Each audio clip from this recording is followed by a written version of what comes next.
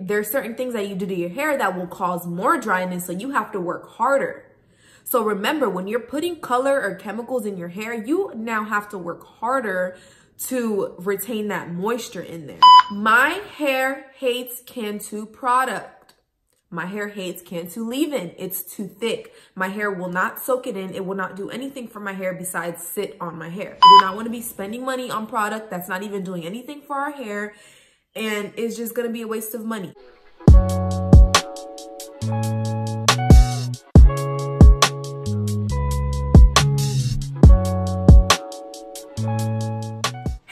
Welcome back to my channel. In today's video, I'm going to be talking about reasons why your hair may be dry.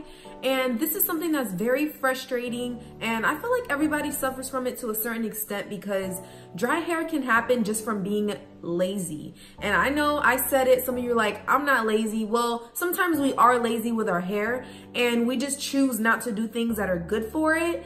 But that's exactly why I think that dry hair just stems from laziness. We have to really understand that our hair is going to shine as long as we're doing what we need to do for it to shine. If you have not liked this video already, make sure that you give me a thumbs up. Make sure that you subscribe down below to my channel and also click the bell notification so that you can be notified each and every time that I have a new upload. Without further ado, let's just get to it. I got a wig on today because you guys already know I switches it up.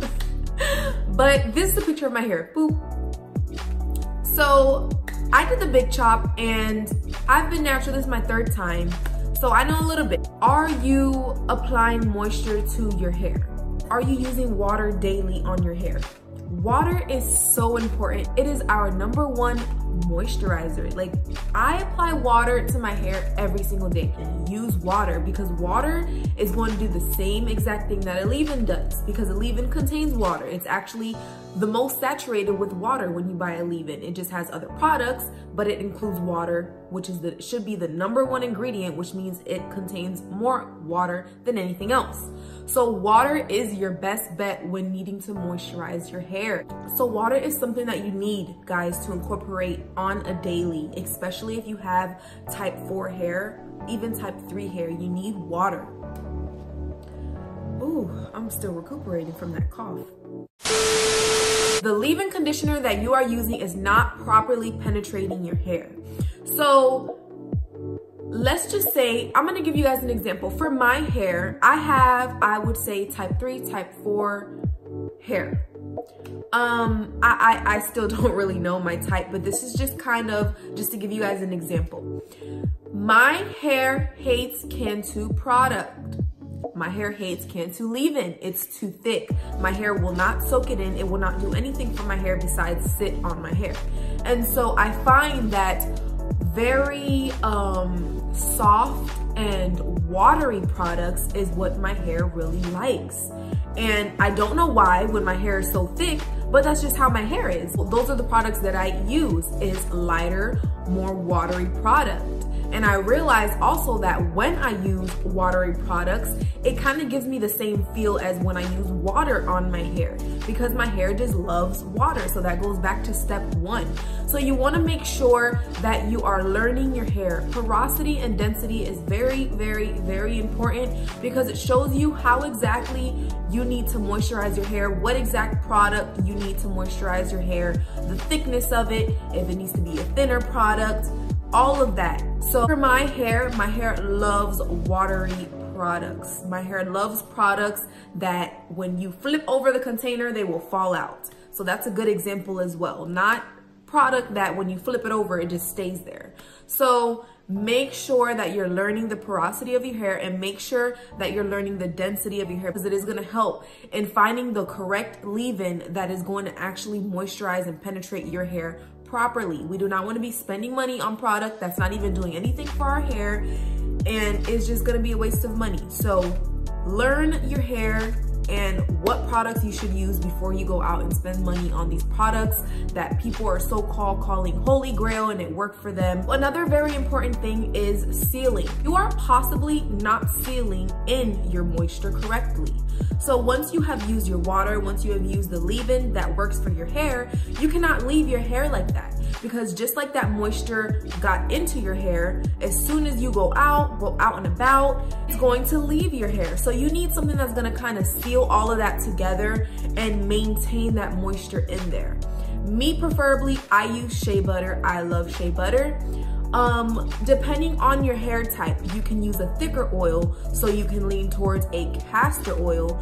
Even though a lot of people are like, castor oil is too thick. I mean, you can use like less than a dime size, rub it up and put it everywhere, and that should be good. And you shouldn't have any issues with excessive oils on your hair. Or you can use a thinner oil such as coconut oil or avocado oil, etc. Another good oil to use for sealing is extra virgin olive oil. Extra virgin olive oil is really good because I find that it's in the middle. It's not very thick, but it's not very light either. So I find that I like extra virgin olive oil and shea butter the best. Shea butter, as of right now, since my hair is so short, I just use shea butter to seal the moisture in when I'm going to be wearing my wigs. And whenever I'm going to be doing a wash and go or something with my hair out, I stem towards the castor oil, the virgin olive oil, or the coconut oil. So just make sure that you're sealing in the moisture. Sealing in the moisture is just what kind of puts the icing on the cake. It just kind of seals everything up together. Make sure that the hair you just moisturized stays moisturized in a sense. So another reason why your hair can be dry is because you're not protecting your hair at night. So I wear a silk bonnet on my hair every single night, and it does not come off because the band around it is very strong, and that maintains that moisture in there. When you have a silk bonnet on, and let's say you moisturize your hair that morning or you moisturize it that night, and then you go to bed and you have a cotton pillow or cotton sheets, whatever the case may be, nothing of silk, no bonnet, no nothing. What your hair is doing now is transferring all the product, all the moisture that is in your hair onto your sheets. And so a lot of people wonder why the hair is dry, why it feels like they never even moisturized it the night before, the morning before. That could be why. You're not protecting your hair. You're not making sure that that moisture stays in there. And so you're ending up having it, like you're ending up in a cycle kind of where you're just like, okay, my hair is dry, I have to do this again and do this again. And possibly your thing might be that you have to cover up your hair at night. And I know some of you like don't want to do the whole bonnet look at night. You don't want to look like that that tired mom look. So that's fine. I mean, you can do a silk pillowcase. You don't have to wear the bonnet. I personally wear the bonnet because I truthfully don't care, but I mean, you can do a silk pillowcase because a silk pillowcase is essentially the same thing unless you're a crazy sleeper. But you have to protect your hair at night, you guys. Don't expect for you to do all this good to your hair during the day and then at night your hair is just rubbing up against the cotton, even breaking at some point. It could even do and cause breakage. I mean, you just want to protect your hair. That is also essential in making sure your hair is not dry, is protecting the moisture you just put in there. Like, you want to help your hair out by protecting it. So essentially, the silk bonnet at night is preserving that moisture into your hair. It may look dry, and sometimes it may even feel a little harsh, but it's not dry. That's just how our hair is. Our hair is just naturally frizzy and naturally dry looking. I mean, let's just be real. Unless you're using a product that just completely combats that and works for your hair 100%. But I feel like just because your hair looks dry and frizzy doesn't mean that it is. So there's mornings that I'm just like, my hair looks crazy, but I feel it and it still feels good. It still feels moisturized. So make sure that you are doing that as well. No, this is not something that you have to do. This is just something that I do.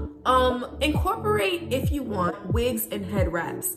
Now, head wraps are really good because if you're trying to go run an errand and your hair is looking a mess, it's looking crazy, you just put your silk bonnet on, you cover it up with a head wrap, and you're good to go. And what this does is it protects your hair from the elements. It protects your hair from the bad weather. This is something optional, like I said, you guys.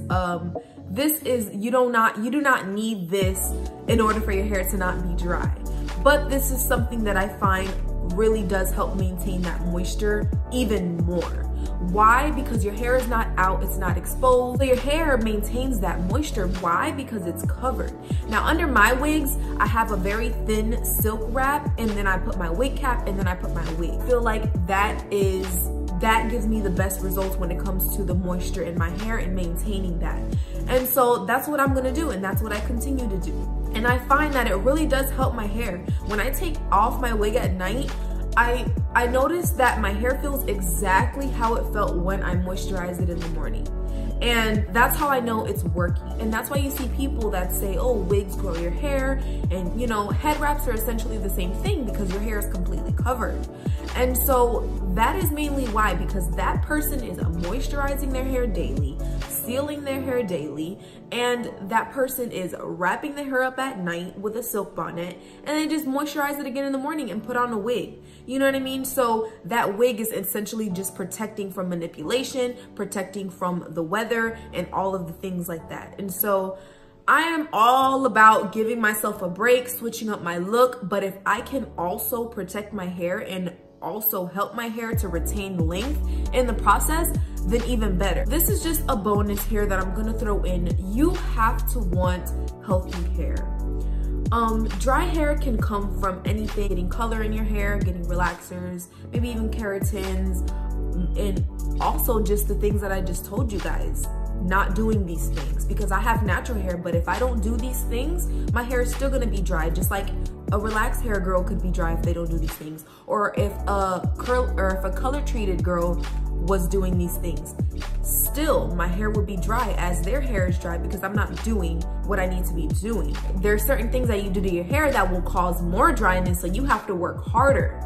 So remember, when you're putting color or chemicals in your hair, you now have to work harder to retain that moisture in there, because now your hair has changed. And so now you need to balance all that out and make sure that it stays moisturized. Healthy hair is not brittle. Now don't confuse this with dry looking. Like I said, type 4 and sometimes type 3, your hair can look dry looking. It can just look that way because that's just our hair type. But that doesn't mean that it is dry. So you wanna make sure that you're really prioritizing your hair. You have to take your hair serious. And if you are if you're trying to start a hair journey or something, and that's what led you to this video, you have to take your hair serious and you have to plan. So as far as deep conditioning, I did not mention, I deep condition once a week. Once a week, I deep condition. I use a hot head, call it a day, you know, and why do I do that? Because I need to prioritize my hair. If I want my hair to be healthy, I have to sacrifice something. I have to do something for it. You cannot expect something to grow and flourish, but you're not feeding that. You're not doing what you need to do in order for it to grow and flourish. So that's just the bonus, you guys. Just make sure that you are taking your hair seriously. Make sure that you're taking its health serious. Make sure that you are actually setting aside time to do these things for your hair, for yourself. And that goes with everything all around, you guys. Take care of yourself. You have to take care of yourself before you take care of anything else or anybody else, okay? So that was it for this video. If this video helped you, I would love for you guys to share this video with people who you feel like it would impact as well. Remember, don't forget to like, comment, and subscribe to my channel for more videos I have coming up. You guys already know, health over length. I'll see you all in the next one.